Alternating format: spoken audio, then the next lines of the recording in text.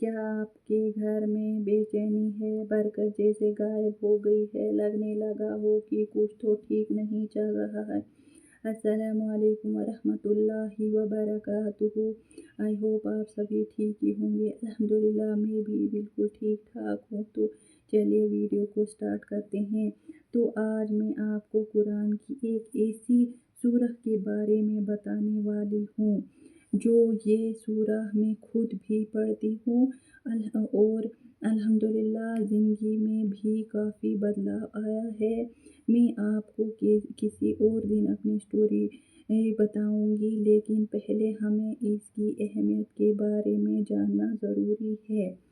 تو یہ جو صرف لفظوں کا مجموعہ نہیں بلکہ اپنے گھر کا روحانی ڈھال بن سکتی ہے، یہ ہے سورہ البقرہ۔ سورہ البقرہ قرآن کی سب سے لمبی سورہ، لیکن اس کی فضیلت اتنی بڑی ہے کہ اگر ہر گھر میں صرف اس کی تلاوت شروع ہو جائے تو شیاطین خود بھاگ جاتے ہیں۔ نبی کریم صلی اللہ علیہ وسلم نے فرمایا، اپنے گھروں کو قبرستان نہ بناؤ، شیاطین اس گھر سے بھاگ جاتا ہے جہاں سورہ بقرہ کی تلاوت ہوتی ہے۔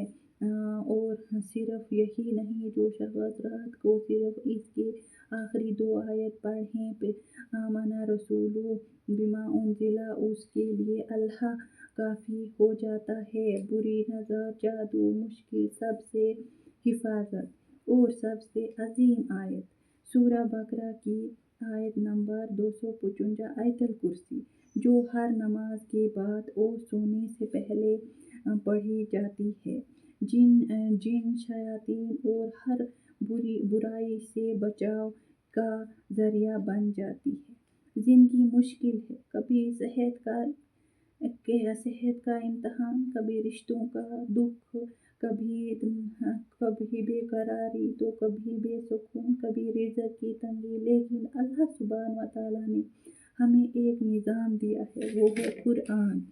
سورہ بقرہ صرف تلاوت کا سبب نہیں، عمل کا پیغام ہے۔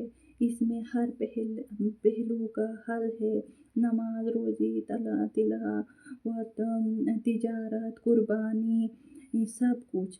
آج سے ایک وعدہ کیجیے، روز کم سے کم 5 آیت سورہ بقرہ کی تلاوت ضرور کیجیے گا۔ آپ دیکھیے گا روحانی سکون آپ کے اندر اتر رہا ہوگا۔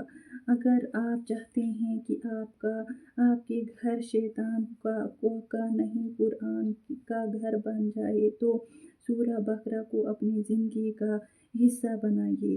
ویڈیو پسند آئی تو لائک شیئر ضرور کیجیے گا اور چینل شافیہ شفا کو سبسکرائب ضرور کیجیے۔ روحانی علم کا سفر ہمارے ساتھ جاری رہے۔